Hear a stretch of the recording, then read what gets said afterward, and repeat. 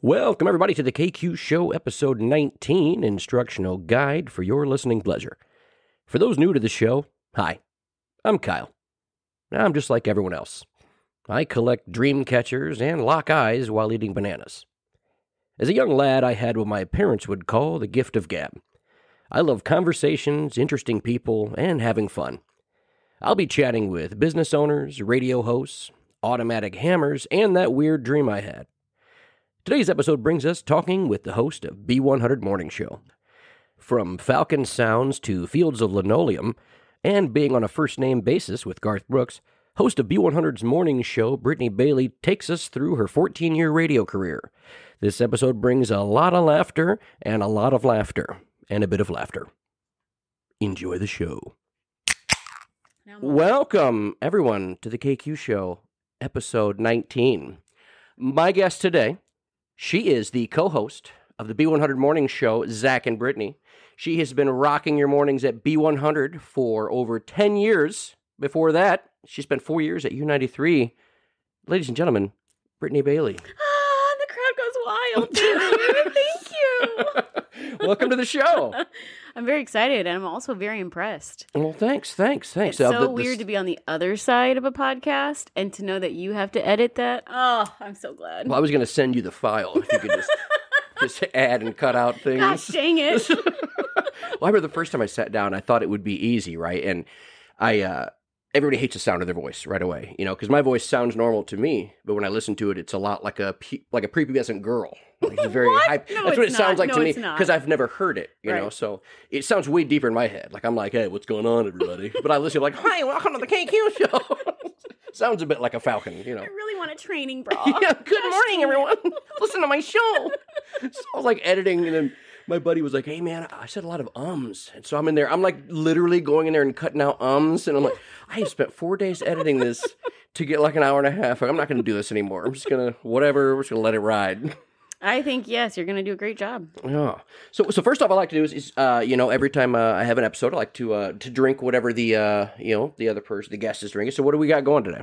I always love a blue moon with an orange. So thank you for providing that. Should we cheers? Absolutely. Can we get that on mic? Oh, yeah. Cheers. Everybody's like, every episode, all I hear is beers opening or glass jingling. Well, it's either this or chocolate milk. So I went with the blue moon. Yeah, I'm a little lactose over here halfway through the show, just gurgling. No, because you have to go to Crystal Springs, best chocolate milk in town. Well, it's not I love the flavor and everything. It's like cottage cheese. It makes me stop. Hates you. It stops everything from coming out. So yeah. then I just get like 4 months pregnant, and then 5 days after the Super Bowl, that cheese block comes out. I'm like, I got to call off a Wednesday. Deserves its own ring. Yeah. I know what's going to happen. All right, so a little icebreaker I like to do. So different games. So this one's going to be a fun one. So it's the word game. So basically, I'll throw you a word, and you got to say the first word you think of. Okay. Okay. But I'm going to flip it. I'm going to have you do it. So you give me just any random word, and I got to say whatever comes to mind. Okay, let's see. Ice tray. Well, what'd you say? Ice tray. That's 2 words. That 2 confused me already. I was going to say creamsicle. I can't do compound words? No, my brain. Works, though? It was a gap. My brain shut off immediately. Okay, linoleum. Field.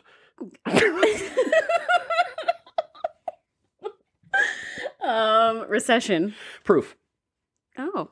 See, that one worked. I had no control of that one. Or linoleum fields. Okay, let's see. Scarecrow. Wait, is that a compound word? I was going to go with field again. So, I mean, that one's stuck in there. Loom.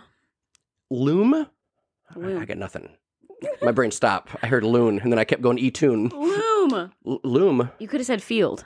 Pioneers, loom, field. I see it. Listen, I could have I went to Adams High School. I don't know what the word loom means. Isn't loom mean like scary? Like looming? Yes. So what are you talking? So a looming for like a scary field? So would that be considered a homonym?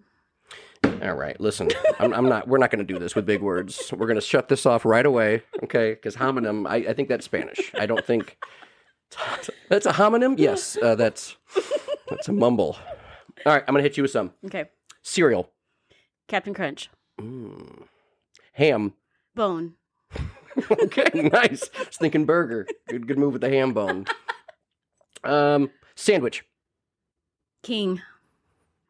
It's a PBS show. I'm sorry. I have 5 kids. First off, Sandwich King sounds awesome. So I was like, if you know a Sandwich King place that they're making some fire sandwiches and I'm not aware of. I will let you know. Foot. Ball. Cheese. Ball. Back to back. All right. Linoleum. Floor. Okay, so not field then? I should have said field. That would have made more sense.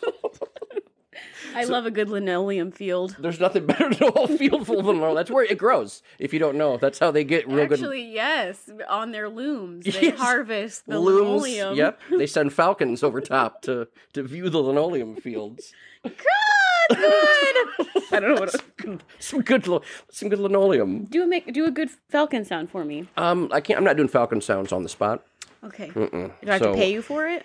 Yep, it's $30 per falcon sound. Ooh, recession. Or it's just whenever, falcon sounds are recession proof, actually, if you didn't know. So, all right, so I do want to ask, I told you ahead of time about this because I know you've got some crazy stories. Okay, so you've been, 14 years in the radio. So what are some of your craziest either on air or radio stories? So radio is beautiful. I feel like anything is possible in radio. If you have this dream and this idea, I don't know why it's so magical. I've wanted to be on the radio since I was 8. I had a radio show on my boombox, and things fell into place when I was 18, and it's a wonderful thing.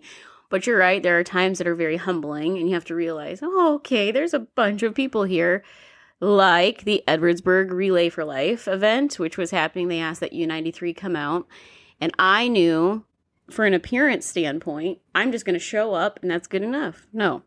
I show up and they put a mic in my hand, and I have stage fright still really bad. I don't like public speaking, which is funny when you're in radio. Yeah.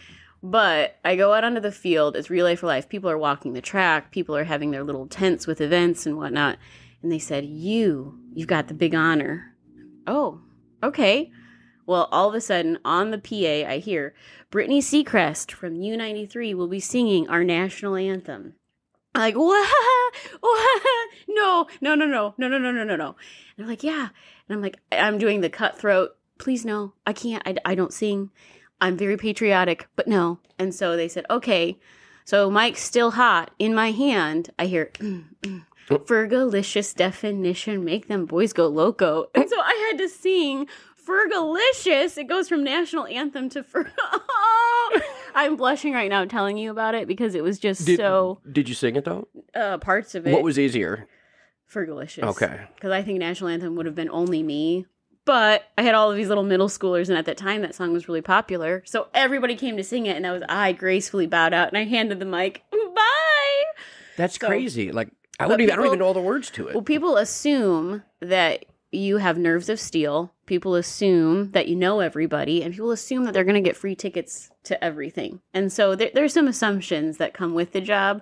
But then on the flip side, you have these amazing opportunities like no other. So when Garth Brooks came back to town, came off of his retirement, everybody's just going nuts. We had the opportunity to meet him. And that's something that just blows your mind. Because as you're watching the show before, they have the screen rolling, millions of tickets sold, millions of albums sold. And you're thinking, I get to meet this guy. And so my son passed away in 2015. And at the time, Garth had a song called Mom. And I had such a connection to it because of Elijah. And so when I got to talk to Garth, I don't ever want to say things just to pull on the heartstrings to make people, oh, poor you. No, you actually get to tell an artist what their song means. And I think that's what they want to hear versus, oh my gosh, I'm so excited. Yeah. It's like, that's their craft. That's what they're known for. So I told him, I said, I just have to tell you, Mom means so much to me. He actually had a hard time singing that song because he had thought about his daughters. So I know it's a special song for him. And he starts crying and he hugs me and he says, I know you're going to see your son again. And that song is so special. And it was just this bonding moment. I'm like, oh my gosh, it's Garth freaking Brooks. We had a moment. So when he was at Notre Dame this past May, we were in the press conference and he said, hey, I remember you. And it was just like crazy because there's nobody like Garth. Everybody will tell you that. Garth Brooks is so special and he makes it a point to be first name basis with you. And I'm first name basis with Garth Brooks. So, I mean, that was a pretty awesome thing. Awesome. And so to be, though, in that press conference with only like 20 other people, It's fantastic. Good learning experience, though. Do your research on your artist, because some numbskull to my left says, so tell us what you were thinking when you wrote Friends in Low Places. Well, everybody who knows Garth knows he didn't write that song. The guy who wrote it settled a bar tab with the song on a napkin, and Garth loved it so much he took it. So Garth immediately was like, I didn't write that song. And you're like, oh, this is so cringy. I love it. You're just like, you're getting fired. But then, you fast forward to when I had the opportunity to be on the morning show. I had been on nights forever, and it fell in my lap, and I thought I'd be crazy not to. I had the opportunity, do I be a stay-at-home mom? Do I go on the air? And I don't want to look back in 10 years and say, what if I could have, would have. I've worked really hard to get to this point. I'm going to at least try it. And that has opened up so many incredible dreams that I didn't even know were possible. Like my co-host, Zach, who is so kind. He's such a yes man. So when we had the idea, hey, the giraffes are coming to the zoo. And on opening day of the Potawatomi Zoo, will you wear a giraffe suit and walk 5 miles to the Potawatomi Zoo in the snow? He says, yes! And it was one of the most wacky, crazy things. But we had such a huge reaction to it. Thousands of people saw him, honked at him, and on air, I'm in studio, and I'm saying, hey, if anybody's out there that can give Zach water, please do. Multiple people went and got him water. I mean, it's just weird who's listening. You don't know who, and it's so rewarding where you look back and you think, it's just fun. It's just a fun job where there's nothing like it. When we got to the zoo, they gave us a tour, and I got to pet a red panda. It was like dreams that, again, I've always thought, it'd be so fun to own a red panda, but to pet one, so silly, but so awesome. So it's just fun. Well, that's kind of crazy. So out of you mentioned, so what's the best concert you got to go to? Oh, that's a really good question. I'd have to say Garth at Notre Dame the second time around was awesome. That was one of the most fun, but I was super pregnant and I had to leave, so I didn't get to see the whole show. So Isaac is totally worth it, though. I love him to pieces. But there's something about the B100 birthday party that I'll always miss, because we'll probably bring something to the effect back in time, but for now it's on hold. But in the years that I was at the B, to go out there and see everyone so excited for the talent, I can't imagine what they feel like, getting out there to sing their songs. But I'd have to say Jake Owen, he puts on one heck of a show, and I've seen him multiple times. I'm also very much in love with him. So, Jake, if you're listening, Patrick doesn't need to know. Here's my side phone. So he puts on a really great show, too, and I love what he does for St. Jude. That's the other thing that I love about the Bee, is that we have these really great ties to St. Jude. Had the opportunity to go visit the hospital, and that is life-changing. When you see babies coming out of their hospital rooms to see snow for the first time falling in Memphis, and you see all walks of life, it's really humbling to think, wow, we get to go back and make a difference. And you're thinking, oh, yeah, it's another radiothon. But when you're there and you're thinking, that could never happen to me, but it might, to know that this community is so generous, be it writing letters for the troops or asking money for St. Jude or buying chicken, they always come and they always do it. So it's awesome. So did COVID throw a wrench in the gears with the B100 birthday bash, or was that? Yeah. So how did that all kind of shake out? Yeah. So the birthday party is like throwing a concert in your backyard. We were responsible for everything from porta potties to fencing to parking to everything else. And so when COVID happened, everything was on hold. And then we decided, why don't we look at things differently? So we started looking at different opportunities like Songwriter in the Rounds. You actually get the songwriters. It's more intimate. But people around here love concerts. And so what's great about Four Winds Field, they're opening up for shows. And I really think Notre Dame could pull off some really big names. I don't know what the holdup is. Yeah, Billy Joel was great.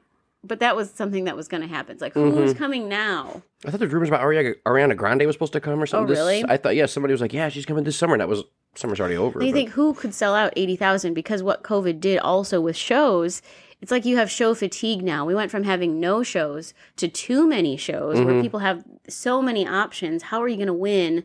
Like this weekend alone, yeah, I know it's game day, but there are so many different events locally. It's hard to figure out what are people going to go to, because you've got the too many options, but you also have people who are still leery of going out and doing things.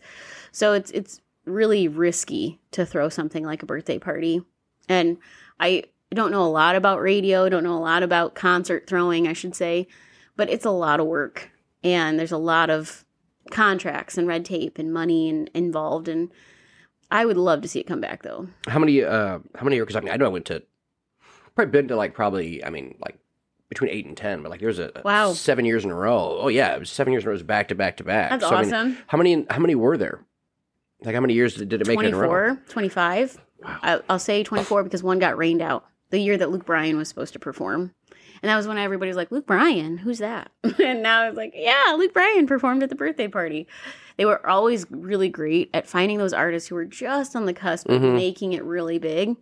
John Party was at one of the last ones, and everybody's like, who is John Party? And now everybody's like, what?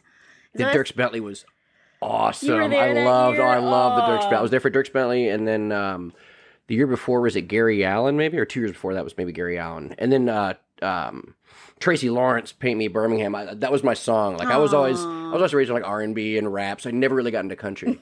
And my buddy Wizzy, he goes, man, just come to the birthday bash. Here, listen to this dude. He's gonna be there. He's this up and coming dude. He like talks about white tank tops. We're talking about Dierks Bentley. Yeah. And I was listening. I was like, What Was I Thinking song. Hands down, one of my favorite songs. Such a great song. And then I was like, all right, cool. And then all of a sudden, like the rest of the summer, we just listened to it, and then it was there, and it was awesome. But I remember when Tracy Lawrence came, it was funny because Paint Me Birmingham, for some reason, we all just listened to it. We all just love that song. And we would just be at parties just singing it. Like a whole, like I'm talking like just like college parties, just a bunch of people that are into rap and R&B and stuff just singing Paint Me in Birmingham. I love that. Yeah, which we did skew to Paint Me at South Bend, but you know. But then when he was there, we were like, yeah, get it. Oh, and I'm sure loved that to see a bunch of young guys probably having the time of their life. I mean, to give somebody that opportunity, that's what's so fantastic. Yeah. What's the best concert you ever went to?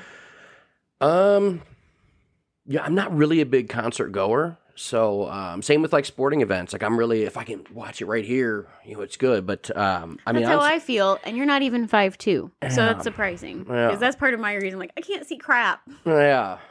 But I don't know. I mean, honestly, the B100s were fun because I had like a lot of my friends would be there. Mm-hmm. But I did go to Macklemore in Purdue, which was hilarious. So we went and, when a thrift shop song came out. So we had, we had all went to, like Goodwill and everything. I had like this legit like tweed jacket, just like all of us just geared up, right? And it was, and when you go to Purdue, their concert hall, like the bass is so awesome. Like the acoustics are phenomenal. So it was just a all around fun experience because I had to go with my roommate at the time, Jeremy Sexton, and he had like showed us. He took us to like all the bars he used to work at and everything, and then it was all around cool experience. What a fun time. Yeah, Macklemore's really I like that their production, like they're all around, like their beats and everything else. Like that was like their one popular song with that album was awesome. But I think it was the overall just experience of it. Like walking around, everybody's like, because we're all just all of us just dressed up in this like thrift shop type of gear. Yeah.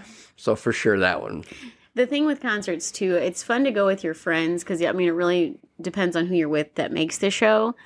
Because I just think you can go by yourself and observe the show, but when you can all be arm in arm singing Friends in Low Places or Beachin' or whatever song, that's why for a lot of concerts I've had to work. And so it's like I can't really let loose, or I can still have a really great time, don't get me wrong, but it's like, oh, hold on, I've got to go do this or I've got to do that. And so to be in the moment of a show is so, you can't buy that. Yeah. So besides Garth Brooks, have you ever been like otherwise like starstruck? We've had the opportunity to meet a lot of really great people. So at Four Winds Field, I wasn't starstruck. I thought I was going to turn her off completely. Four Winds Field hosted Jody Messina, Joe Nichols, Easton Corbin, Big and Rich. It was a really big concert, right? So we're in the elevator, lower stadium at Four Winds Field. There's probably 13 or 14 of us, and the elevator stops. And we're supposed to go up and welcome Jody Messina, do our meet and greet, everything. Behind me was a police officer with his full body gear. In front of me were more people. And I just had to look down because I'm very claustrophobic. And so I'm like, okay, all right, hold on. So they're on the walkie-talkie. Joe Hart, Joe, can you hear us? We're stuck in the elevator right now. It was like a nightmare. And finally, I'm not kidding, if 10 minutes went by. And trust me, it was a sweat box. It was so bad. We like all fall out of the elevator when it finally does get up there. And Jody just looked at us like, okay, hello. Like not wanting to touch us because we were all sweaty and gross. But There's been some meet and greets that are really, you get turned off because you realize, wow, like Tim McGraw, I really thought was going to be super personable. No, he was just like, hello, hello, hello. It was like on repeat. And it was like, hi, oh. And they're already ushering you to go, go, go. And these people see person after person. Toby Keith was the same way. Could have cared less. I said, hi, this is my mom. Taking a picture. Oh, and we're moving. And that's frustrating because you want to be able to get to know this artist. Yeah. That's why when Garth Brooks remembers people and he has these personal conversations, you're like, wow, you are amazing. So with Jake Owen, obviously, because he's such a hottie, but when I found out I was pregnant with Elijah, he was there to hold the sign that said future Jake Owen fan coming. So then years later, I said, I just want you to know, this was at the Elkhart County 4-H Fair, you had such an integral part in my son's life. You're always going to be one of my favorite artists. I just adore you and all that. So after the show, I was able to be front row. The security guards were like winking at me like, it's fine. Yeah, you can be there. So Jake comes up and he gives me a hug. He says, thank you so much for coming, Brittney. And I'm like, oh, I'm like melting right now. I floated out of the fairgrounds because it was so fantastic. And, you know, we've had the opportunity to interview a lot of really great people. Leanne Morgan, she's a comedian, hilarious, super amazing, and just makes you feel like you're her only fan. Not only fans, but like her only fan, which I just adore that. And I think that's really important. Now, Bert Kirshner, am I saying his last name correctly? Kreischer, I think. Okay. I was on vacation. We had an interview set up with him. He was completely turned off for whatever reason, because sometimes when an artist doesn't feel like you're connecting, they totally are like, okay, they don't know what they're talking about. He did the interview with my co-host, then went on to another radio show and was like, wow, they were total dumbasses. Zach and Brittney or something like that. Oh my gosh. I'm like, I wasn't even there. I was on vacation. Oh, it's terrible. So yeah, you've got to be really careful how you prepare and how you execute it. So I mean, what went wrong? He felt like they didn't have a connection to comedy, which Zach just asked the question, how did you get started? He's like, how did I get started doing what? Get into comedy or coming to South Bend? And immediately it just took a left turn. Oh. And you just have to like shrivel and die or continue on your interview. So that's all it was. He felt that they were unprepared. So how do you, I guess if you're already unprepared for that situation, how do you get through it? Like, have you had a situation like that where you just didn't connect with the person and you tried to kind of switch gears? Well, what I've realized is that they've heard every question in the book. Mm-hmm. If you can figure out how to pull the question they haven't heard and get the story out, the key with radio 101 is relatability. How can I feel like we've connected even though we've never met? How do I feel like I'm in the car having conversation with you and thousands of other people at the same time? And so I feel like you've got to do that. You've got to figure out. So what I do is search on YouTube, which is a plethora of gold, and find, okay, they've heard this one. I know how they're going to answer. Best thing, I think, you're going to steal this, is you have to say, how's your mom? Because it breaks all of these professional barriers and it gives them a piece of home where they're going to give you a question. Are you writing that down? How's my mom? No, I'm just looking up weather for tomorrow. So I think that, or how are your kids doing? If you can find that personal question that's not too personal, but enough to where they're thinking, okay, they're real like I am, then I think it will. Yes, give I am you absolutely really great writing stories. that down. Yeah. Yeah, so, no, I got it. That makes sense. Yeah. No, I mean, that's kind of unique. Yeah, I mean, because I follow all his stuff and I think he's hilarious, and I've seen him like just kind of ice grill some reporters sometime. But I think it would be weird, but just to see how I know. Some people are more go with the flow because they do this. You can ask. I'm trying to think of somebody. You can throw out a question to Keith Urban, and he knows the drill. He'll just roll through it all. There are some professionals out there who just will give you the key stuff. So when I was at U93, kind of a fun story. I don't even know if my boss at the time knows this. I was doing Saturday nights, and Boys Like Girls were coming to town because some high school, I can't remember which one, won 17 Magazine's contest to have Boys Like Girls perform at your prom. It was at Landing, downtown South Bend by Bob Miller's. So, I'm aware of the Landing. Oh, that Landing? I've never been to that Landing. It's a hopping joint, they say. Maybe you were there that day because I cut out of work. I had pre-recorded my entire show, which no one told me how. And I ended up doing it wrong. But anyway, I was totally on the sly. She said, no, you're not going. I said, boys like girls, they're coming. I can interview. And she's like, no. Well, I did it anyway. And so, like, it's just an awesome opportunity. So I went to the landing, and it was just so crazy. You had these guys with emo, big, fluffy hair. They thought they were the shit, walking around with sunglasses in the dark kind of guys. And we ended up doing this interview, and they're like, so what do you have? And I didn't know crap about them. I just wanted to say that I went there, and I got there totally unprepared. So I'm just like, yeah, so tell us about your prom. And sometimes you just have to pull it out of your ass and be really creative and think, He's like, what's the fastest land animal? And would you race it? I remember I asked this one guy, I said, how's the meatball? Because he was eating as we're talking, and he looked at me like, what the hell is wrong with you? But I didn't have anything to go on. I didn't know what their album name was. So again, being prepared, but really fun to tell later on that, yeah, I talk to boys like girls. You don't need to know details, but I was there. So I think when you are in a bomb, you're rolling with it. You just have to bow out fast. Just got to figure out a way. Yeah. I've only really been like one really kind of like celebrity that just was random. She's sitting on your couch right now. Yeah, well. I'm joking. I met you years before that, our U93 days, which, footnote, you definitely got to find that. I couldn't even imagine what I said. I mean, that was literally like just 3 drinks in. But no, but anyways, I met like Sean Astin. You know who Sean Astin is? Mm-hmm. So I went to Adams High School, and they filmed a scene of Rudy. Love the movie Rudy. The underdog. Great movie. And I used to always, when I was in class, it was my social studies class. I used to always call it a Rudy room all the time. And every time I talked to the teacher about anything, I'd be like, well, we're in Rudy room, so I don't think that we really should be. I just always call it a Rudy room.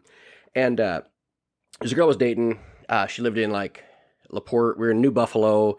Like her dad had a big boat, like a yacht thing. So first off, I pull up in a yacht area. I don't know what they call it, a yachting parking lot. I don't know, whatever. So I pull up in a 94 Civic that's lowered with rims and a system, and I pull up, and I'm getting out, and I'm like, oh, I definitely don't belong here. So she's like, yeah, just meet me there, my dad and a couple of his friends. So I walk up there, and she's like, oh, yeah, this is Sean. I go, Rudy.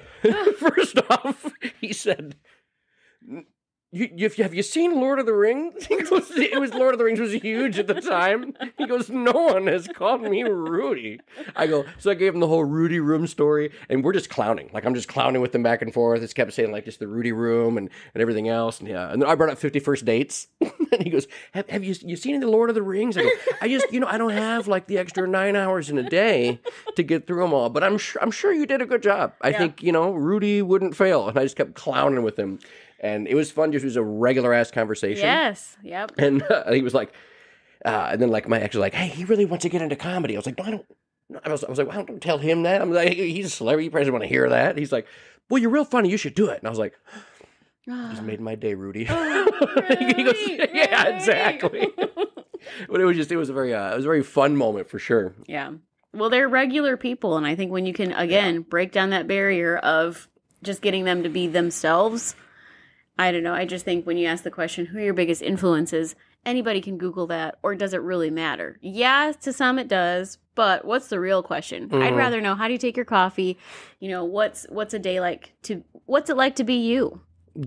Are you a leaner or a stander, during the pooping session?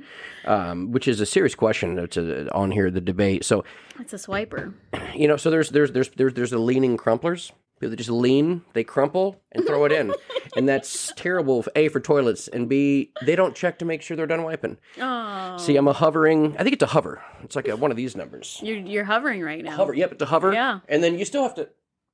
Check. Because, yeah. Am I wrong? Does it make me weird? Do you, I mean... No, I've potty trained many children. Yeah. Everybody has their own style. But... crumpling, I'm saying just grabbing it, not like, I'm a folding. You got to fold it. A folder, totally. Yes, it's a folding, leaning crumplers.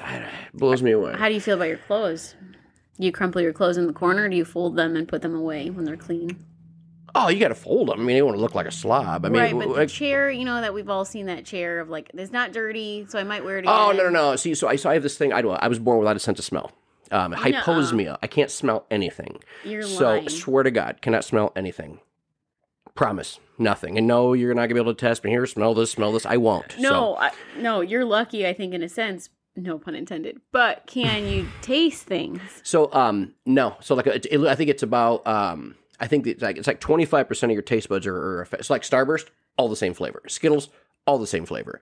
I can just palate. So I can do like sour, sweet, bitter, like that type of stuff. Yeah. That's so Which crazy. also people think, oh, you could probably eat the hottest foods. No, I am Well, your taste buds still work. Yeah. They not... warned me because I'm always a sweaty person. I put anything near me that's even like a little hot, and I'm like, oh. But no, so I get paranoid about like my clothes. Like I'm like afraid to wash. Like I'm afraid to like if I just toss them somewhere, I'll be like, damn. Like if I just see a wrinkled shirt in the corner, I'll be like, that thing could really stink. Yeah. Like I might have worked out in that. I might not. Wow. And being a bachelor, I own 3 shirts, so it's really hard to balance what's like. I remember one time I used to do this thing when I'd go to the bar. It was a real cool dude, right? You know, long sleeve dress shirt and then toss a polo on top.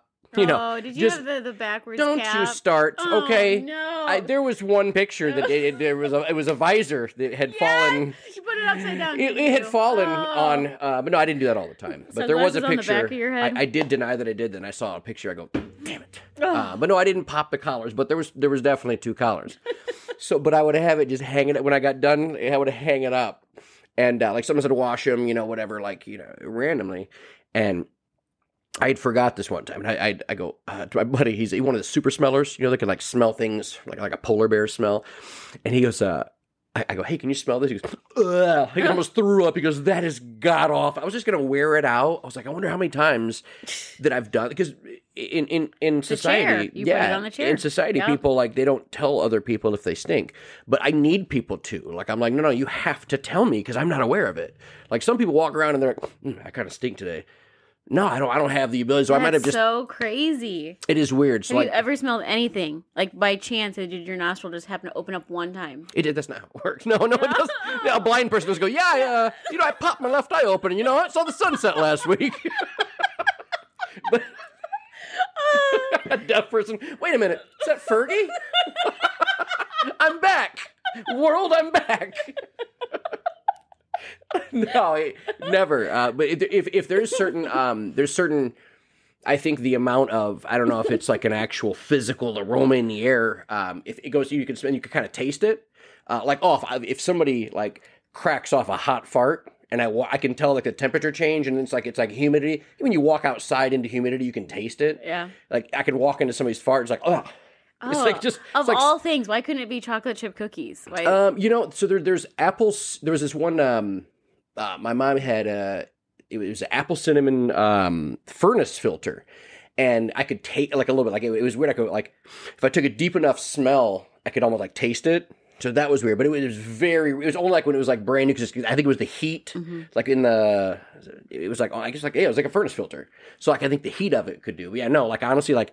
They used to put snake bombs under me. I'd set them off in school, and I'd be like, I'm sorry, I have real bad gas. Just so I wouldn't get in trouble. They would just think I really farted because I'm just sitting in it, Wow. Yeah. Like, and people, like, I'll just be sitting there. All of a sudden, heard of that. I have, like, gas detectors in the kitchen, the basement, because... Yeah, how would you know? I wouldn't. Yeah, I had a weird dream that I was just, like, laying in gas, and I was, like I was trying to climb out of my house, like, something's real wrong, and I couldn't smell it. So then I went and bought every single one. That's smart. God was like, hey, listen. 4 a.m. on Amazon. Yeah. Send 12, every room in the house. I don't care. Just natural gas detectors. Yes. But it's no joke. I mean, it's a weird thing that you don't think about. And still, people that I've known for years, they still forget all the time. Like, oh my God, you smell that? No, still don't, man. Still don't. That's really insensitive, man. Jeez. It is weird. Like when I had to change my water heater. Yeah, I think gas has to do with the water heater. I think it was, right? Yeah, I was trying to think if I was changing my it was a water heater. And I'm on the phone with the guy. He's like, all right, so check it out. I make sure. This is like after he'd already had me in there, like I'm digging around, moving stuff, flipping buttons and whatnot. He's like, now, you have checked to make sure it doesn't smell like gas. I go, okay. Well, now that you have me with a Zippo looking around, like, got a book of matches just lit. I'm like, no, I don't have a sense of smell. He's like, whoa, well, shit, hang on, let's go back a step here. Go upstairs and get out of the house. You need to get yourself a ability pet. What's that called? Like a support animal? Support dog, yeah. I just like to keep a roommate. Yeah. Hey, usually what's helps. it smell like? Does it smell bad in here? It does, yeah. Like always, at least because they never also like trash sometimes. Because I won't. It's weird things you don't think of. Like like I'll like throw something away and then forget that trash is coming on Wednesday, but it's like in the trash for a long time. Or like I don't shower for a month or two, and then I really. And then I mean, it's just spray down with the Axe body spray. Pop my 2 collars. Yeah, your collars, your backwards visor. Doesn't surprise me. I saw that picture. I go, oh, God, what are you doing, Kyle? You loved rum runners, didn't you? I did. Yeah, you did. I mean, 75-cent single, $1.50 double shots. How was the Papa Roach concert you went to? It was good, yeah. It was right after Hoobastank, I think. I don't know if they're in the same genre, but... All right, so check it out. So we're gonna get to this game here, soon. But so I do this random questions. Okay, random question of the day. I either come up with it on my own or I stumble across it on the World Wide Web. So random question of the day: if a turtle loses his shell, is he naked or homeless? He's cold, no matter what. And I would say he is homeless. I would say as well. So I think because that is technically a home because they kind of climb in there. Yeah, they get in there and they hide and they're good and they're protected. Maybe he's got clothes in there. Maybe a tiny little turtle closet. Oh, he could. Aww. Maybe he's got like sized and other weapons in there. Yeah. Turtles in a half leaves. Shell. Fig leaves. Fig leaves and nunchucks. Maybe a whole loom field of linoleum. A little I don't know. Some little house slippers. Yeah. All right, so check it out. So we're gonna do a little preparation for this. So I'm gonna pop this off for a sec. So, all right. So here's the game. Okay. So the game is basically stolen from the Jimmy Fallon show. Love him. I love his games. He does. They're awesome. Did you know that I was actually a part of the Jimmy Fallon fan club back a long time ago, like a bathroom wall? When he came out with that album. Anyway, yes, love Jimmy Fallon. We could cut that out if you want to. It's something you shouldn't really say out loud, I think, just ever again. Jimmy, if you're listening, I love you. Please. Jake Owen, Jimmy Fallon, can they just all be here? Okay. Yeah, we'll call them. All right, so basically, in this hidden envelope, okay, so I'm going to open up this Post-it, and I'm going to read a movie title, not out loud. Okay, so I'm going to read, and I have 5 seconds to describe it to you. Once that timer goes off, I'm done. And you have to guess. You have to know, though, I've seen very few movies. I'm going to suck at this so bad. So here we go. So we think intense. I'm pretty good at it, okay? Okay. All right, so hang on. And... Go. 2 guys get extremely high and look for snacks. Dude, where's my car? White Castle. Yes. Harold and Kumar. Nice. Well, ooh, we did that before. Wow, that was okay. Nice. All right. Awesome. Okay. Nice. It was the White Castle. All right. Okay. Nice. 1 for 1. Dude, where's my car? And then... I've never seen it. I just heard of 2 high guys. See? Perfect. All right. Okay, all here right. we go. Go, pig in a city. Babe. Okay. Yeah! Just Babe. I have never seen that movie either. I hope that's what it was supposed to be. Babe is a great one. We're good. So I have seen that one. I have not seen it. That'll do, pig. That'll do. Arthur Hodgkins. I thought that was from... Higgins. I thought it was from Shrek. No. Oh, he used That'll Do Donkey. Did he take that from Babe? He did! Well, slap. I tell you what. Just learn something new every day. Okay. I'm learning what looms are, linoleum fields. All right. And go. Okay. Dude dies. Secretly comes back. Ooh, pottery. Green Mile. Pottery. Ghost. Yes. I've never seen Green Mile. All right. Who dies in Green Mile? I don't know. The first thing that came to my mind. I was playing that game again. All right, so we're 3 for 3. All right. How many do I have to get in a row? We're gonna out of 5. Best out of 5. Okay, here we go. Because then we have the one. These are. Oh, and then I have to do it for you. Mm-hmm. Oh no. Okay. Okay. All right, this is just a picture of my buddy nude. All right, real funny. I'm sure he did. One of these I'm gonna open. Can you not say the N word though? Like that's the one word that like. Oh, what about naked? Naked's fine. Okay, nude. Oh, sorry. Ew, sorry. Ew, That was very nude of me. All right, go. Little baby deer. Baby. Yeah. All right. All right. These are that was good. easy. All right.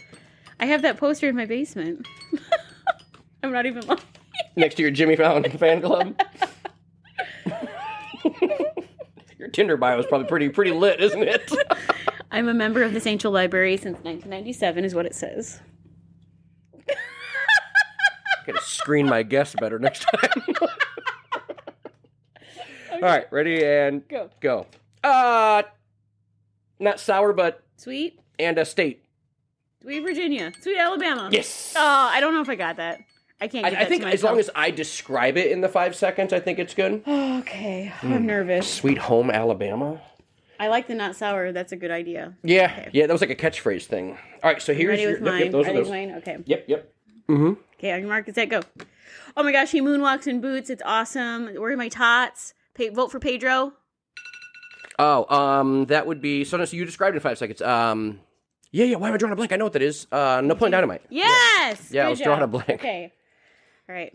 On my mark. Ready? Nude.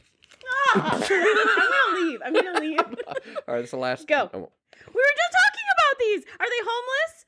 Do they have Turtles in time? Ninja Turtles. Teenage Mutant Ninja Turtles. Yes. Yeah! Nice. Good job. Ooh, you're on a roll Ooh, today. that was planted. Okay. Oh, these are hard to open. Okay. Who's your friend that did these? Nicholas Max Featherstone. He was Shout on out to Nicholas. These are good. On your mark. My mark. Get set. Go. Adam Sandler. He does really good things for people. He is a gentleman. Mr. Deeds? Yes. Nice. Ooh, good deeds. I see what you did there. Yes. All right. Is it Adam Sandler or Jimmy Carrey? Jim Carrey. Jimmy Carrey? Like you know him personally? Hey, Jimmy! Jimmy Carrey! What up, Big Jim? That's Adam Sandler. They call him Cuban Pete, actually. They call me Cuban Pete. Good job! Oh, that thing gets stuck in my head for hours. I've watched boom, every one of boom, these. boom, Yes. Boom. Okay. But Ready? you told me to freeze. All right. And go. Oh, Tony Stark is... Oh, Iron Man. Good job. I mean, want to that's just an keep easy doing one. this. This is fun. Yeah, well, there's a lot of them here. Robert Downey Jr. Can't go wrong. Dude, he's so awesome. Like this is the greatest comeback story in the history of ever. Pillowy lips, also. Yeah. Well, I was going a different way. I was talking about talent. You got a little weird on his lips. Have you ever seen Heart and Souls? You can see just how great of an actor he is in that movie. Okay. On your mark, get set, go. Oh, I don't know. Baseball, I think about women. Tom Hanks. League of Their Own? Yes! There you go. Okay! Nice. You've played catchphrase, haven't you? No. Oh, maybe. catchphrases. Yeah. All right. Ooh, so we're 5 for 5. All right. So perfect. Okay. Plenty. Awesome. Thank you, Nicholas and Max. I didn't give him really that much directions. Also, I'm empty. Oh, here. You know, hey, well, hold on. We gotta pause this. We can't be without alcohol. I mean, come on. All right. Now that we got the microphone Yes. situation figured out here. I'm here, I think.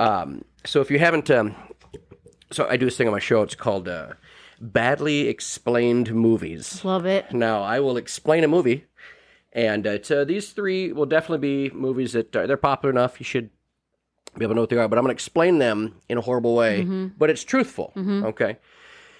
So the first one. After murdering the first person she encounters in a strange land, a young girl teams up with 3 other strangers to kill again. It's going to be a Disney movie. It's going to be a kid's movie. Now, you let me know if I do need to give hints. I allow 3 hints, but I will say it again. So after murdering the first person she encounters in a strange land, a young girl teams up with 3 other strangers to kill again. Give me a hint. Phone a friend. She's from the Midwest. Okay. They kill together 4 people. Again? A hint? Another hint. She brings her dog on her journey. I can't think of anything but Because of Winn-Dixie, and I know that that's not it. Give me the last hint. They call tornadoes twisters. Is it Hocus Pocus? Mm-mm. Twisters, little dog. Oh, Wizard of Oz? Yes. Oh! Yes. See, I've never seen it. What is going on? Sorry. I was like, I'm trying to think of a real iconic movie that everyone... I'm sorry. All right. Okay. The next one. Underage child is forced into slave labor and trained to attack other children. Hunger Games? No. Nope. That's a good one, though. That's a good one. Okay. Underage child forced into slave labor and trained to attack other children. Karate Kid. That's correct. Okay, Yes. okay. The hints were trained in horticulture, which I had to Google. Yep. That's trimming of small trees, I guess. Attacked by skeletons and commutes in a mobile shower. All right. Last one. Wealthy man hangs out with young boy and attacks mentally ill people. Oh, wolf. Oh, wolf. Say it again. Wealthy man hangs out with young boy and attacks mentally ill people. So heavy. Give me a hint. His parents refuse to speak to him. And another hint. Wears several different costumes, some with nipples. Yeah, it's Batman. When does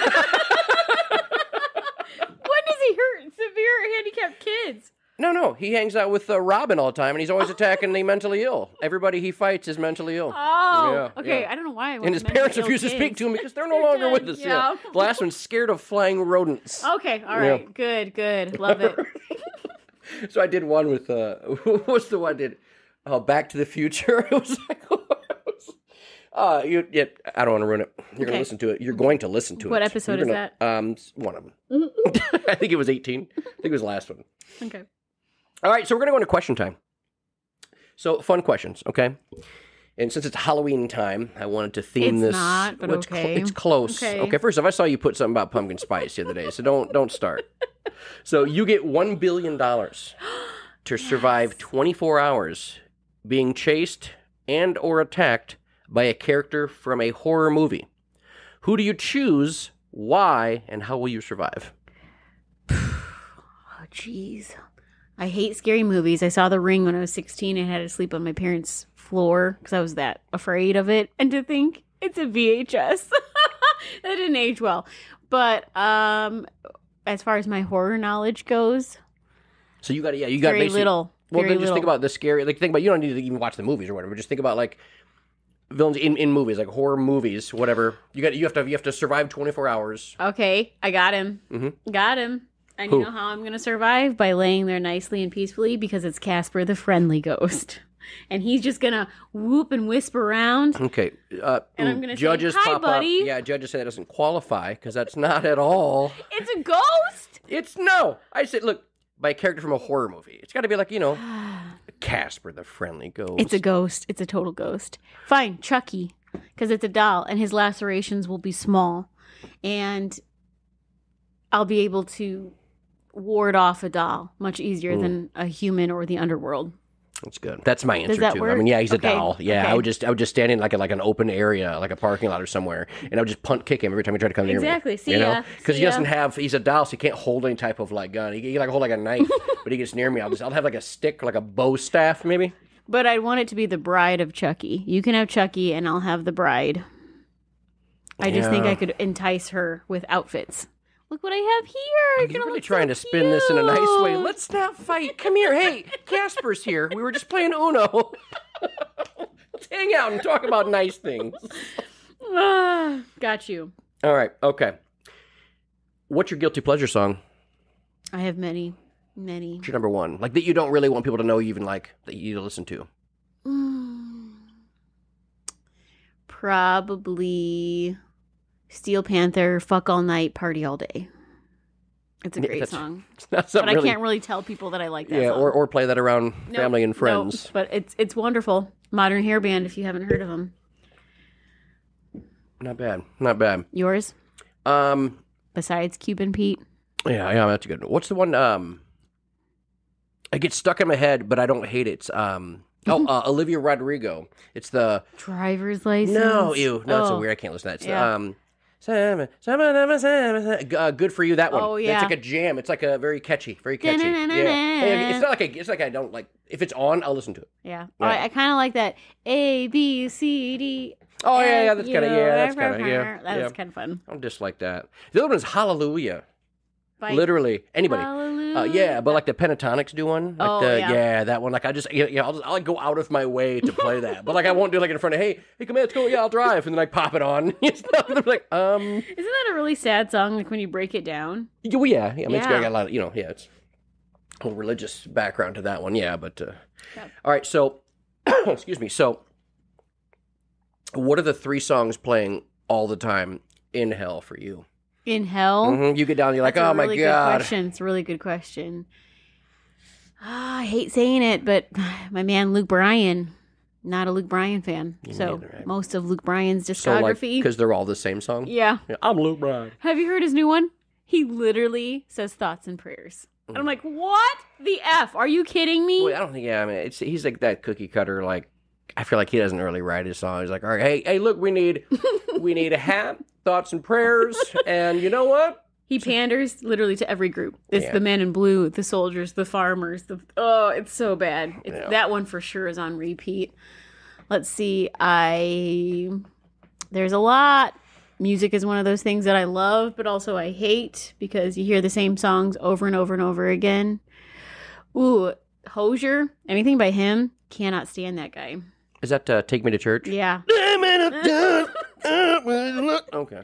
It sounds like a bowel movement that's painful. Like, turn it off. Change it. And Depeche Mode. Oh. I don't think I can even... Give me one by them. What is it? They sing Many. Oh, and I also hate Don't You Forget About Me. Yeah, I don't like anything 80s. I don't think there's really much in the 80s that I can... I love 80s. Yeah, That's the one I can't that was the 80s pop type of things. I didn't like any of it. Like, I was like, get out of here. Tarzan Boy is so good. I don't know what that means. I think you made that up just to make me look weird. Tarzan Boy? It's so good. It's one of my faves. Sing a part of it. What is it? Oh, get out of here. No, that's exactly what I don't want. That's the type of wedding I want to get out of immediately. Can we talk about wedding receptions? We sure can. We need a revamp ASAP. So when the couple's done getting married, which by the way, I'm officiant, I can marry you if you want me to. Hey, me too. Married my buddy last year at this time, actually. Oh, we could do it together. So there needs to be some sort of trivia or bingo even, something between taking pictures and dinner, because nobody wants to sit there for 3 freaking hours while you go out and take pictures on the bridge. We just sit around and mingle with people we don't know. So how do you know the bride? I'm tired of that. And DJs, stop playing. Don't Stop Believing. Nobody's going to dance to that song anymore. Okay, I'm done. I agree. What I liked is that first off, my buddy allowed me to be the officiant, so ordained minister for it. But it was very nonchalant, laid back. Like I just joked and had fun. Like I was also the flower boy, but I had beer. I was handing out beer to everybody. I was like, hey, and it's like everybody. It was kind of a surprise to me to be like the officiant because it's me. I mean, I clown all the time. I'm rarely serious. But so I'm like passing out beer. Then I walk up there and I grab my iPad. Put my glasses on, and I stood there, and everybody's like, "Oh my God, he's not doing this! No way!" You got a little white thing in your black shirt. No. You should have gone all out. That was like, I think that means like, actually, I think it has like a religious tie. I don't know. You can't do that. I didn't. I don't want to be like blasphemous and be like, I didn't want to, But it was pretty funny. I mean, I kind of joked a little bit, but it was a fun time though. It was like very laid back. It was like outside. They was just like when it was done, like they went and took some pictures of everybody. They opened up the drinks. They had like their dog, they named a certain drink after their dog, and like so they're like, hey, everybody go get booze. Yeah, so I like the non-traditional, the regular, like it's stupid, especially if you're not like if you're not religious at all. I don't think you should even have one in a church. Like if you're not like you get this like very serious minister that's like preaching and everything, but the people aren't really. It's I don't know. It's like a day for you to enjoy the person you love. What's the best way to enjoy the person you love? With the people that you love. So, have your friends there, have it relaxing. Like, it was pretty cool. They, like, rented out, like, it was like, I would like to call it, like, almost like a combine. They rented out. It was a huge place. Like, it had all these different houses. Like, it had, like, basically, like, the singles and kind of like the party friend's house over here, like, where we were kind of all knew we were going to be up later. Had some of the other couples here, like, and everybody. So, like, the wedding party, we're in this house, and it was pretty cool. It was like a whole place. It was a really great place. Very hippie. Yeah, exactly. Believe it, like in her parents' side, like they kind of had that type of vibe. Like they brought their little VW van. Yeah. And like they stayed in that. And it was pretty cool. It was all outside and they had like a pool and everything. It was pretty cool. It was like a wedding weekend? Yeah. It was an experience. Because it's like if I ever got married, which I never will, but I would be like, no, in and out. No, we don't need this. Like, and I definitely don't want somebody to sit there going, all right, get down on your knees and pray and then back up and down. Like I went to a Catholic wedding before and I was like, I didn't know what to do. And I felt uncomfortable there because I didn't know how to, like, there was like a little kneeling thing you're supposed to, I didn't know when to, and I was offbeat with it. I was like, what are we doing here? Everybody knew what to do, but I didn't. I'm actually very devout Catholic. See, I've never been kidding, to. I'm not. But like you should prepare people, right? I mean, there was no more uncomfortable that I felt then because I'm like, I don't know what to do. I mean, I'll do whatever you guys want, but when do we do? I know. So I didn't know in the Catholic Church you cannot take communion if you're not confirmed. And I went to church with my friend. We get up and I'm holding my hand out to receive it. She pushes me. I fall into the priest, who then is like wobbling the wine as I'm trying to get up. Oh, it was so bad, so bad. And so I'm with you. Don't like the rules and regiments. Nope. Yeah, just I mean, especially if it's like the people that get married, like and they're so like Wizzy and his wife, they're awesome, like laid back, like they're not real, like so I was like that. It was a perfect wedding, because some of them you go to, like I have this thing where I don't go to them if I know it's not gonna, like the one that I.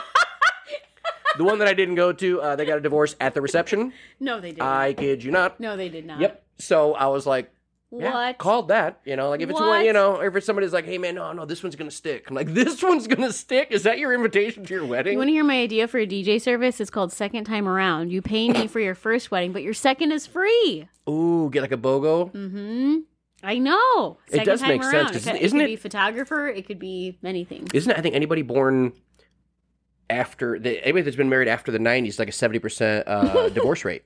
I think it's bad. Yeah, because it's always been like, it's 50% divorce rate, but now it's like crazy. Like, it's because like if you're forced to, like I remember sitting at this Catholic wedding, super long wedding, like 4 hours, those cats are done. Like it's like, it's especially for something like, man, I don't understand. Like there should be like, not just the pamphlet of what to do, but like also I don't know these songs. Why you're forcing me to sing, or the sing talk thing? We're here today to see Jesus and everyone else. Like I don't know. It's uncomfortable for me because I don't know what to do. I don't know how to do it. Like you just sit there. Yeah, but then also I feel like one of those people that like is not going to sing. Then I feel like, am I not supporting this? Or I just don't know the words. I'm like, hey, do you have But you must be like some sort of be able to know that it's not going to work out.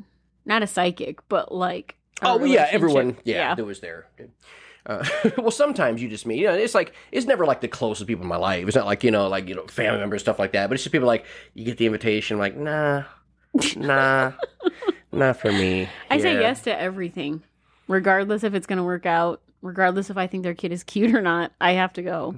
And I will go. I can't say no. It's impossible. What do you mean the kid's cute or not? What are you talking about here? Like an ugly kid's birthday party.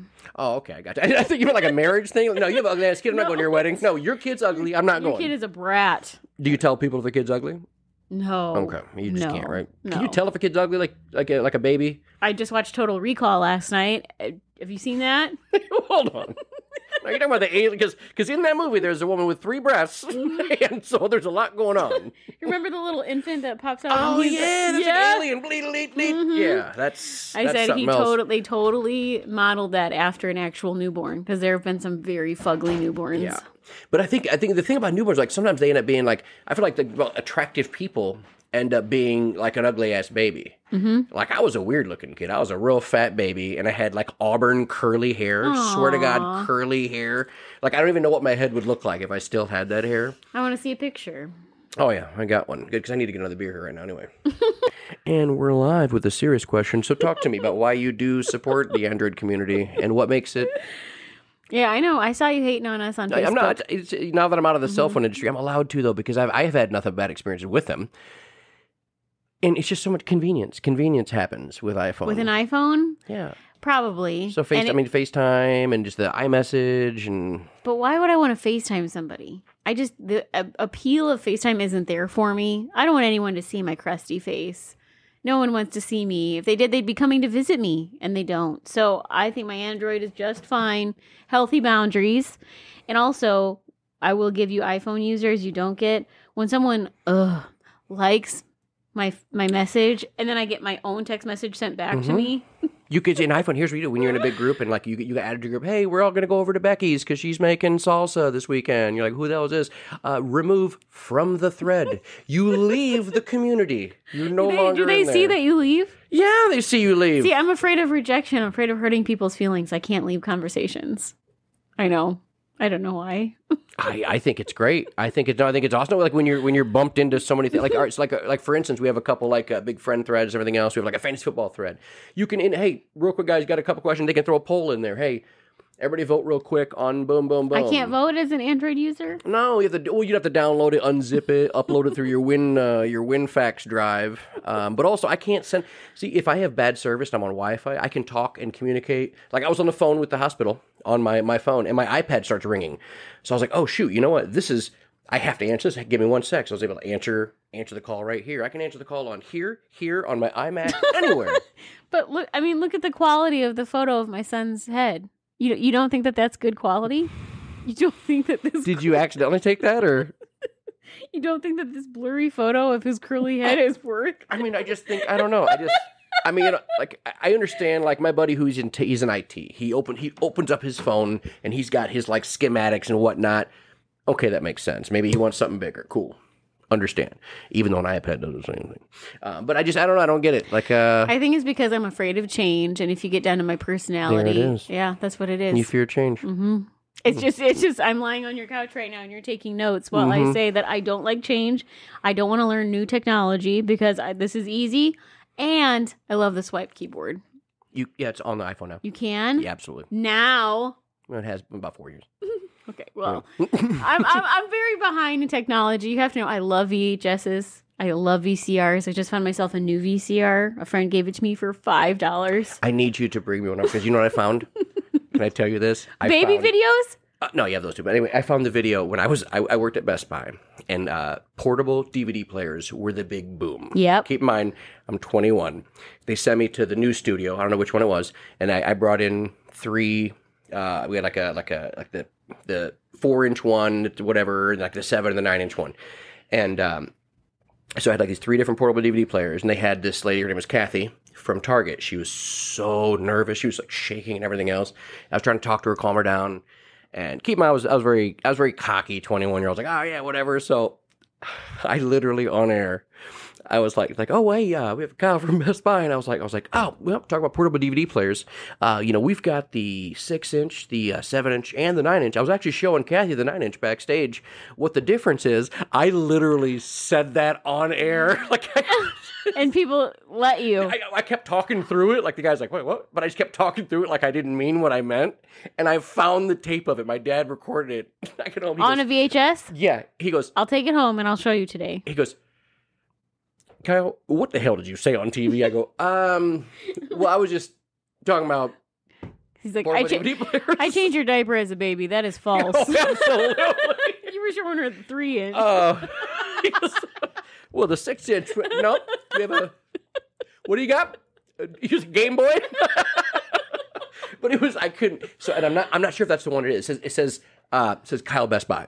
So I think that's the one. I'll go home and show you because I love my VCR. Yeah, because my dad had a VCR DVD combo, TV VCR combo, but there was a bright orange disc stuck inside of it. What is that? Well, let's just say it wasn't Disney. So I was like, well, I don't think this is coming out of here. So one time, I bought the Power Rangers White Ranger VHS tape. Tommy was the best. My son was a huge Power Rangers fan at the time. Put it in. It's in the middle of a gay porn scene. Oh. Yeah, there's a blank tape. And I was like, hey, listen, hold on. lady. Where'd you? Oh, you got it from okay. I got it from eBay. Ooh. Yeah. And so she said, oh, I'm so sorry. It was my son's roommates. Oh, well, was it? Technically, Tommy could blow that flute through the mask. So, I mean, that's borderline. I mean, that takes talent. What he could do with that mask open might have been different. I don't want to know. I don't want my baby. Oh, I'm so sorry. I was just trying to get you Tommy. I know. So. I just think it's funny how they snuck by so much racism right by us as kids. The Black Ranger. As black? Yeah, the Yellow Ranger was the Asian girl. Like, I was like, what? Tommy, the Irish boy, was the Green Ranger. I was like, wait a minute. I remember when Key and Peele did a skit. I don't know if you saw it.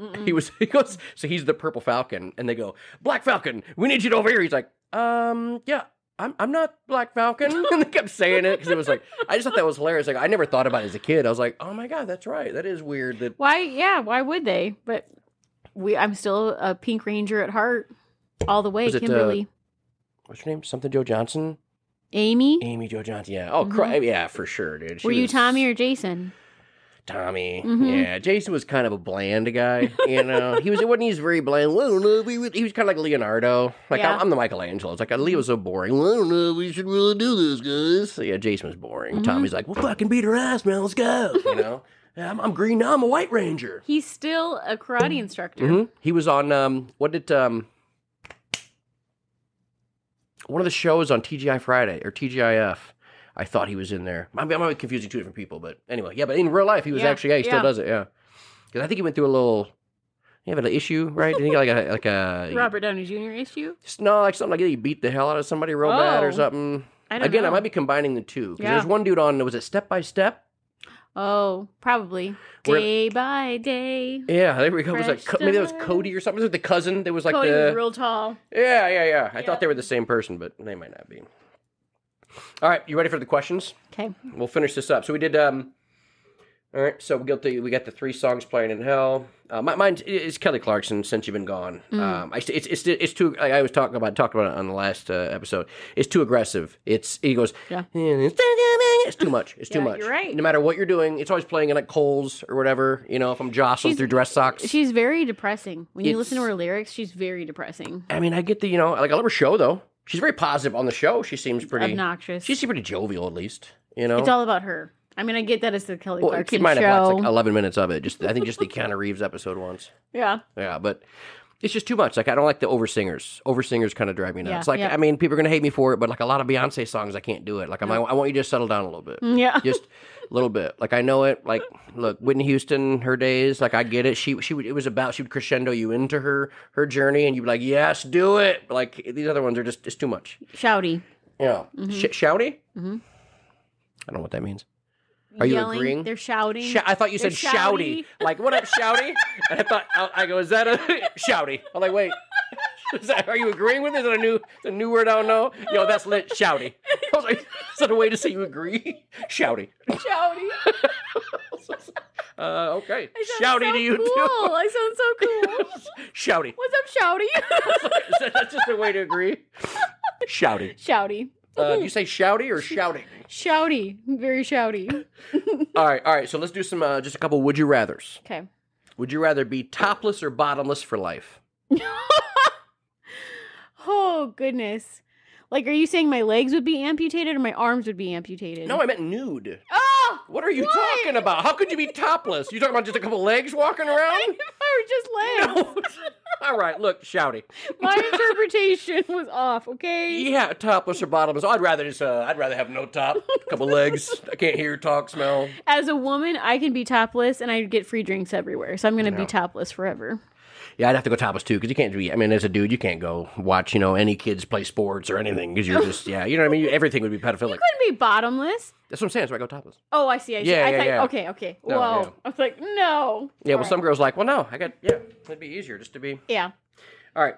Would you rather scream the F word every time you meet a toddler or baby, or slightly poop yourself every time someone says your name? Keep in mind, your name is on a radio show. But they say the name to you. Yeah. Like, it can't just be like they say it out loud. Have you ever seen that thing when you see a friend's baby picture, you say, oh, yeah. No? That's what it reminds me of, yelling the F word when you see them. So I'm going to say, poop myself. Okay, so every time I say, oh, this is my friend Brittney. A little squirt comes out. Just a little diaper would be fine with me. So I could wear that. wear a I'm diaper. still topless, so I can wear my diaper. Well, yeah, we're not combining these two. Is it that way? I'm topless now. I crap myself. What else? I'm 2 legs walking around screaming F at babies. All right, some, we'll switch gears a little bit. Some more serious questions. So what do you love blowing money on? Toys from when I was little. So I just bought Power Rangers Micro Machines on eBay the other day, and I forgot about them until one day I was randomly thinking about Micro Machines, because who doesn't? Robots in disguise. And I'm going from Transformers to Micro Machines to one thing after the other, and so if it's something Barbie from the 90s, I'm probably going to buy it. Nice. Yeah. I found my 3 original, only 3 out of 4, the original Ninja Turtles, still sealed. Yeah, well, they were the original Ninja Turtles, but they came out like, it was the original ones were like the 80 like 4. This was like a 90, like kind of like a re-release, but it was like still sealed. I was pretty happy. Yeah, it's fun. It's so fun to buy toys that you had. Mm-hmm. When I found the Barbie's McDonald's drive-thru, I was so happy. And it came with the little Barbie Happy Meal still. And it just, nostalgia. Yeah, it feels good. That's why I started to get back into collecting cards just for that reason. Like I wondered. Yeah, I was like, it's like like during the pandemic, everybody's all collecting cards, everything. I was like, I should go to my parents' house. I went to my pop's house, got all my cards, went through them all. Like I found some cards. It was cool because like I was a smart kid when I was younger. I like put certain players, like I was like, this guy's going to be good. And keep in mind, this is 1995. Okay. So if my math's right, that's 4 or 5 years ago. So, but I was like, all right, put them in order. And always, I was like, hey, this Kobe Bryant, probably going to be good. So I just kept all these cards. And like, I found the box. I was like, holy shit. So like, found a couple of them, sold them for like $400 or $500 and everything. Wow. Kept me, kept my job search going, Yeah. Paid the mortgage while I was home, I didn't have a job, but. Welcome to adulthood. I'm telling you. Yeah. All right. So what is on your bucket list and what haven't you checked off? Or what have you checked off? That's a tough question because sometimes things happen where I'm like, wow, I never thought I would ever get to do that in my life. One thing that I would love to do is to help St. Jude and have some sort of St. Jude radio station. So I'd love to open up a station on the campus in Memphis and have artists come through and it's not such a serious radiothon-esque theme to it, but every day have some sort of way to garner money and things for St. Jude. So that's on my work bucket list. I would also like to start running. I know that sounds ridiculous, but I hate running. I can only run short distances. So I'm trying to figure, I hate it. No one running looks like they're enjoying it. And my husband loves to run. So if I could run with him. So now that I've had 6 babies in total, I'm thinking to myself, now is that time that I'm going to start working on myself. And my doctor told me that years ago. He was like, yeah, I understand where you are. He's like, have your kids and then, realize that. So very lame answer. But how do you start running? and liking it? So episode 2 of the KQ show, I had a really good buddy of mine. He's the assistant cross-country coach. He was never a really big runner. He was in the military. So he had decent times in the military, but he'd stopped and he kind of got, I guess, a little lethargic. And then he just said there's something called Couch to 5K. Yes. Yeah, the Nike app works really well with Apple devices. And this little guy right here, I'll tell you what, you hold yourself accountable with an Apple Watch, and it will change your life. But you can get an Android one, I'm sure.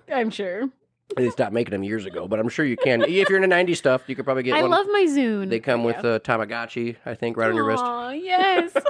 No, but like honestly, it's one of those things. It was pretty cool because I started doing it because I hate running. I'm like a heavier guy too, so like running is like I can go fast for like short distances. But also I have the worst attention span of anybody, so like I get bored so easy. So, but you download the Nike app, Nike Plus app, and he'll talk to you. Hey, what do you do? Hey, look, you look.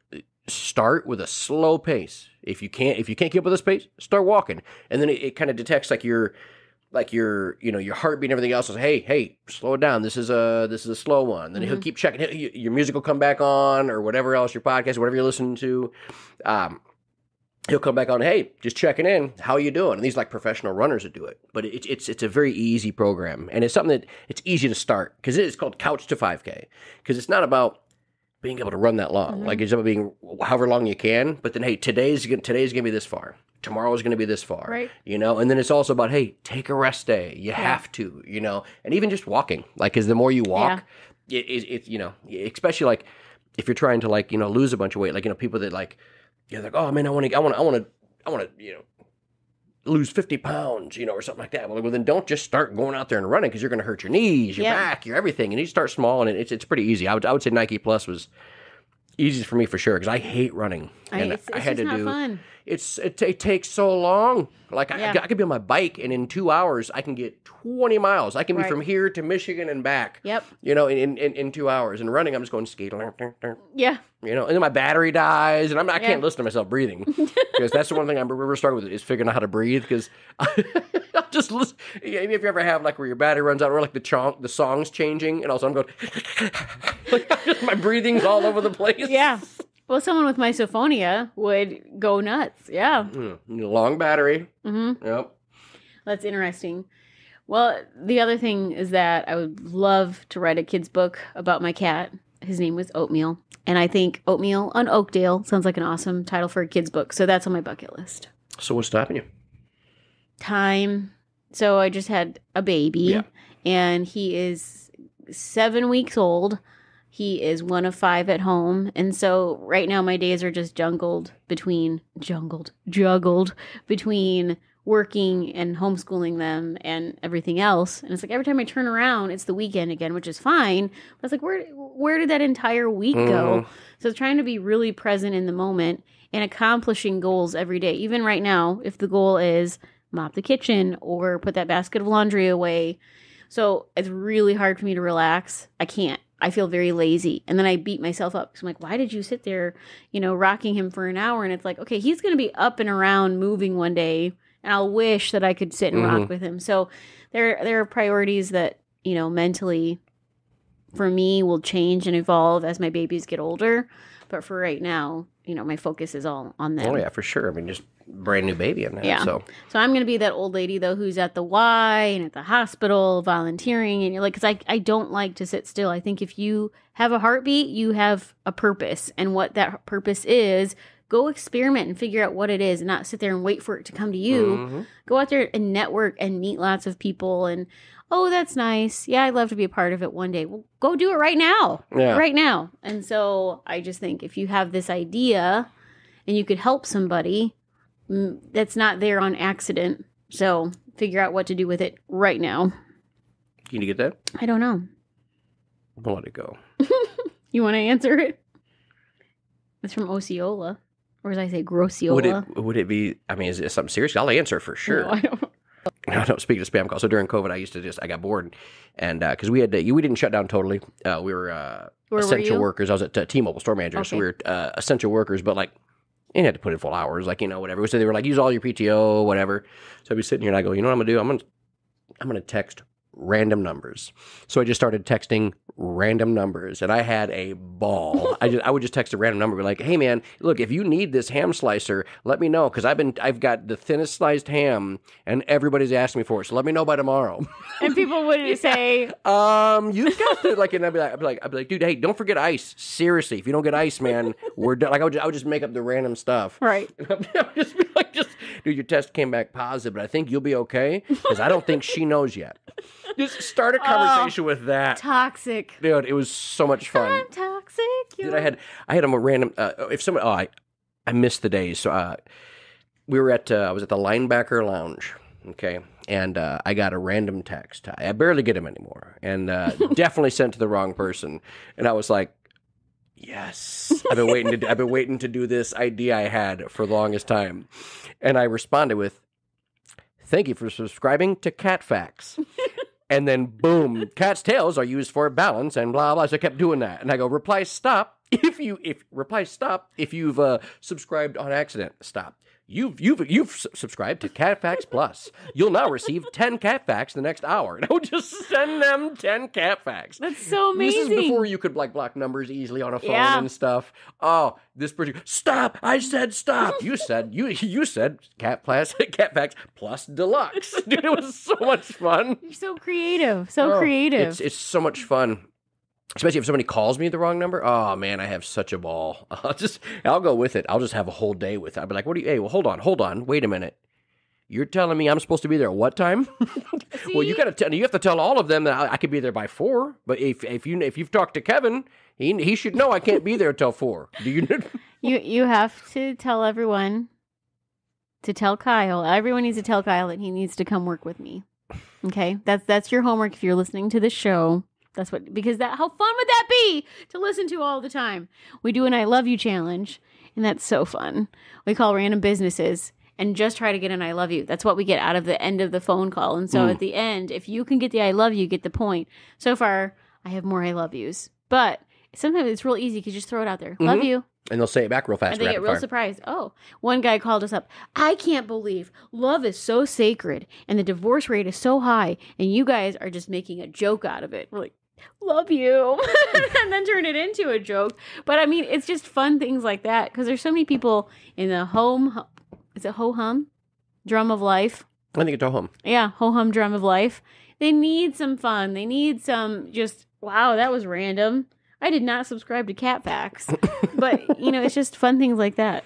That's the best. I used to do it. Slipping in curse words was fun. I mean, I used to just in regular conversations, because I'd be on the phone with DirecTV one time for the longest time. They were like, well, we can't send anybody out there because the weather's too bad. I go, I drive a Civic, and I'm up and down my road fine, so come on here and fix my satellite. So he'd be like, well, let me send you a technician. So I'd be on the phone with the technician. I'd be like, look, hey, listen, look, Titty, is this the first time that I've had this conversation? I keep slipping into stuff. Yeah. I'd like, just say the dirtiest words and stuff. I'd be like, look, blowjob, I've tried everybody and nobody, because they'll hear it and it'll hit them, but then you keep talking and they have to listen. Oh, poor guy's got special needs. And then the best is they'll be like, I'm sorry. Did you say titty milk? I'm like, excuse me? I am on the phone. I'm trying to get my satellite fixed, sir. And you're asking me if I said. So where do you think your sense of humor came from? Have you always been? Mom. Yeah. Oh, really? Well, also defense mechanism. When I was fat kid. I was fat kid and short. Yeah, short and fat, like wide, real wide. And you'd have to like go in every time I'd go into a room. You know, I'd have to have like jokes against everybody, especially if you could tell the vibe. You know, of everybody in the room, like, all right, that dude's a bully, that guy. So I'm gonna have like 10 jokes just on deck, ready, you know, to just do that, you know. And my mom was real quick witted too. You'd say something, she'd be right back with it.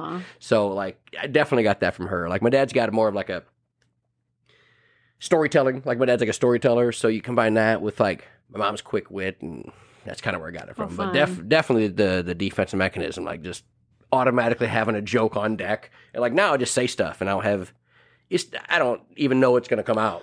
Well, and you said you had retail experience. Did that help also? Oh yeah, working for sure. With people. Oh yeah, and then just having fun with it. That's where I got a lot of it from. Like we'd play games, be like, hey, I bet you can't walk around the store with that guy's with that baby. Like, bet I'll do it. Like, see what the craziest you could do. See if hey, I bet you can't get that customer to climb that ladder and change the light bulb. Like we were doing stuff like the Impractical Joker stuff. Yeah. But at like Circuit City. Wow. Like it was the craziest. We'd have just doing the craziest stuff. Did you ever get a date out of this? Oh yeah, all the time. They're like, oh, you should meet my granddaughter. I'm like, granddaughter.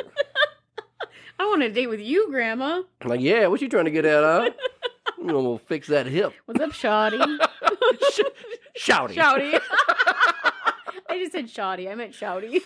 Shouty. Shouty. Are you saying shouting? All right, so last segment. So I do a segment on my show all the time. It's called, Grinds Your Gears. So I'll give you a minute to think about what grinds your gears. I want to start by something that happens all the time, and it's driving me insane. So what grinds my gears is people that Snapchat entire concerts. Oh, yeah. Worse. I can't handle it because, A, it's the shakiest VHS quality. Yep.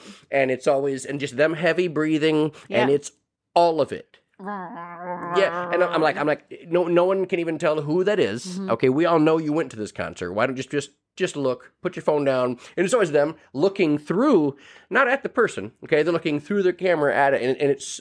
I have this thing with Snapchat. I got to clear out. I got to go through everybody's stories. I got to clear them all out. Yep. And then I'm like, oh man, I have to hit this button 47 times. I can't do it. That's my newest thing that drives me insane. Have you ever seen a good concert video?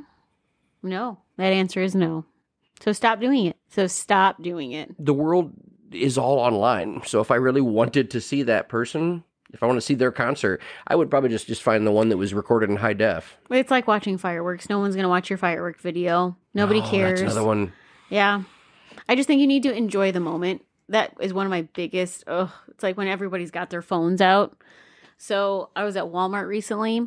It was July 4th, actually. I remember quite well. I went there just to get groceries, and a brawl happened in the frozen foods.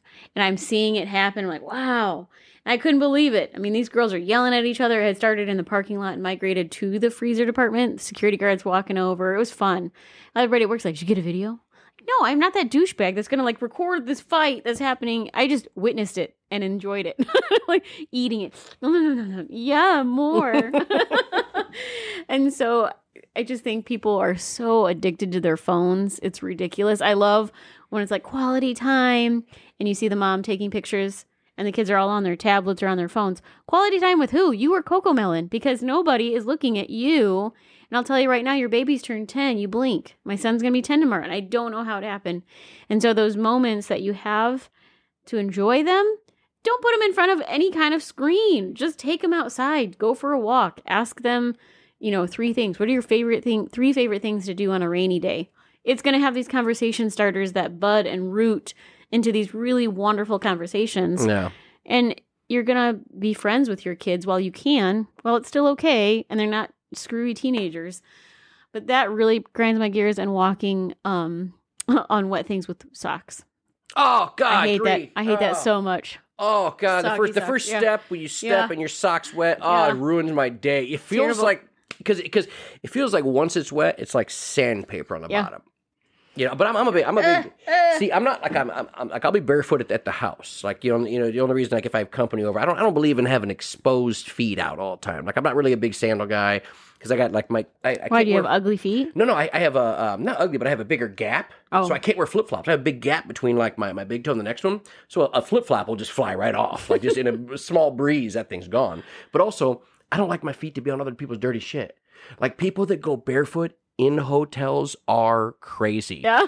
I know people that work, like Featherstone. He was a manager at, I go, how often do you shampoo those carpets? The answer is fucking never. So you're ew. So you're putting your bare ass feet, and I'm not a big feet person. I feel like a feet is like a hand. Like, you wouldn't just be walking around on, you wouldn't be like touching the, ugh. Let me just slide it all over these doorknobs and then lift my hand. Man, I'm telling you, like, I don't like my feet touching. Like, I don't like it. I feel like I like to have a sock. Like, a sock's nice, but if it's wet, ruins it. Ruins it. 100%. Ruins it. Also, I can't, fishing for compliments or sympathy, or if you take a picture of your dying grandparents and oh my God. Oh, I hate it so much. The fishing for compliment thing is just so, I hate it. I can't, but what's worse is I get that, maybe somebody's in a bad mental state that day and they post something looking for attention or whatever else. Like, maybe it's not what they're seeking, but like, especially if it's people that I know maybe their intention wasn't that, but the people that just do it all the time, it's like, look, just. When they check in from the ER, really? Because the times that I've checked in or I had to go into the ER, I don't have time to be posting about it on Facebook. It's because it's an actual emergency. Well, depending on what ER you go to, because you could have 6 to 8 hours if you go to. That's true. But when they're posting a picture and they've got oxygen and they're like, look at me, guys, being admitted. Oh, my God. That was the Family Guy episode. He goes to like this, like a convention. He goes, yes, they have a take a selfie in a hospital bed here. And he lays there and he lays down. And he goes, don't have time to talk about it, but I'm okay.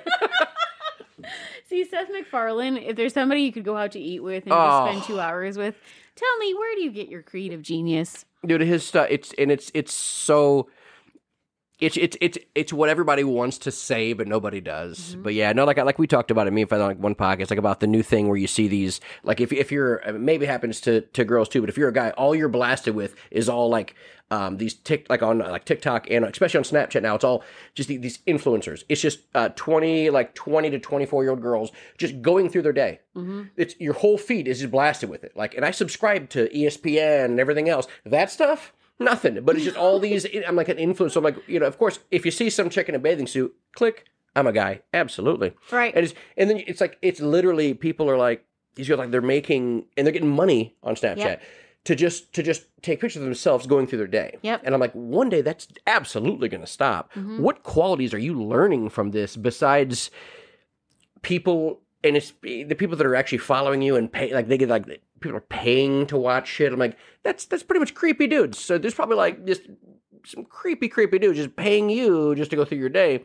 What are you learning? Like you're not learning any skills at all. No. So it's going to be like just a bunch of 30-year-old, very sad, depressed girls that don't look like they're 20 anymore. And that's what the world's going to be. Well, and think about what are they going to do in 10 years? Or what would they do if they open up the back door and saw a bunch of 55-year-old men just staring at them, waiting. Okay, take me on your day. Show me what you eat today. I want to see your pumpkin seeds and yogurt. Here, I sent you that extra heart that cost $5. Yeah. I sent you this. You'd be getting a restraining order. And now it's just so weird. I don't know where the future is going to be in the next 10 years with all of this social media that people need and this want for acceptance from a bunch of strangers. Because then when it comes to actual communication, people don't know how to have a conversation. Kids don't know how to have eye contact. They don't know how to even carry on a conversation without being like, oh, look down at the ground, be shy. You sometimes have to be brought out of your shell. Yeah. And you have to be put in situations where you have to just kind of have to learn. I remember I was so shy, but going to Girl Scouts, we had to get up and we had to make presentations, and it got me out of my shell, where we don't do that anymore. Now it's like everybody's doing it on the camera. Or have you ever walked into somebody's TikTok First off, I mean, if I'm able to interrupt a TikTok, I'm gonna do it.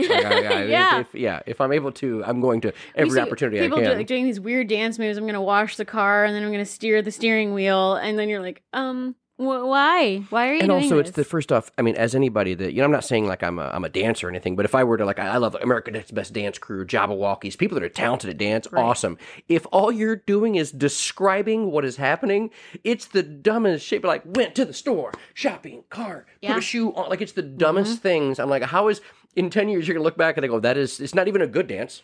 No, it's not. You're not talented by doing it. It's the stupid. I don't understand it. It doesn't make sense to me. I don't, but because everybody's doing it, it's like the more views they get, the more money they're getting, and it's like, I don't know, man. I'm glad I'm not a parent. I couldn't imagine myself having a teenage daughter walking around and be like, you got 9 million people paying you. Let me see. Can you tell me who these people are? Right. Like, I don't care if you're getting money. No. Look, you're about to go out. I know. And put some sweatpants on and mow that backyard. There are some really creepy people out there, and I just think we live in a time when technology couldn't be bigger and better, and we have more advancement than we've ever had in the world, and we have the dumbest people walking around. And it's like, it's just depressing, where I don't want to judge, but it's also, I want to just be helpful. Hey, listen, I don't think this is going to go well for you. You can buy your $1 million home right now, but look at yourself in 10 years. Is this a good retirement plan? No, because real vapid. People are going to hit unfollow just as quick as they hit follow. So what are you going to do to keep this momentum going? Yeah, there has to be a talent. Like, everything comes down to having a talent and or skill. Mm-hmm. And I just think it's odd. Like, so when I go to work, to me, it is just a job. I'm just going there, clocking in, and then going home, because that's where the real content is, and that's where real life is. It's at home, and just making it a home and being there for my kids, as naughty as they can be. I know that I don't want to be that parent that's not filtering what they're watching. And it makes sense. Yeah. Well, hey, so I always like to finish it up with for anybody that doesn't know. Where can they find you? Where's your show? What time? Isn't that a funny segue? Here we go from like, don't follow me, don't look at me, to now, Brittney on the B on Instagram. You can just search for the Zach and Brittney Show on Facebook. You guys you guys do positive things, like you're out doing stuff. Yeah. So I like it. Yeah. So it's a good site. I do. Yeah. I learned more about that from you. I was like, man, you have nothing in your bio about where you work. And I was like, let me go to the actual. Okay. See, I was like, I got you. I know. And then Brittney on the V on Instagram, which I love Instagram because it reminds me of Garth Brooks. Geez, Gaston on Beauty and the Beast. When he's going through the book, he's like, how can you read this? There's no pictures. Like, that's Twitter to me. And Instagram is the picture side. It's immediate satisfaction. Okay. Are you on Instagram? Yeah. I love it. Yeah. The Reels. I know everybody's like, you got to get a TikTok. And I refuse. But I will watch Reels. Yeah, I mean, the Reels is basically, because when you're watching the Reels, you look at the bottom left, it says TikTok. Yeah, it's from TikTok. And the algorithms think that I love the weirdest things. Oh, I don't even talk about algorithms. No. Oh. Apparently, I'm Hispanic on Instagram. I don't know how. I literally send me stuff in Spanish. I'm like, well, all right. I get a lot of terminally ill children and a lot of furniture flips. So I don't know what I've clicked on or what I've liked, but I'm like, oh, she died. Oh. Woof. And then I'm really sad. And then, look, there's a dresser they found on the side of the road that they flipped for $250. No, it knows when you watch how long it watches. I know. Yeah, I watch that same dude that buys the stuff on the side. Like, he goes to the garage sales. I'm like, yeah, oh shit, what'd you get? What you getting? And they get you, they reel you in with those ads. Like, wait till the end and see what I got. I'm like, I will. I am. I'm gonna click through both these ads. See what you got. Well, this was super fun. Thank you. But yeah, well, hey, thank you again, and thanks everybody for listening to the KQ Show.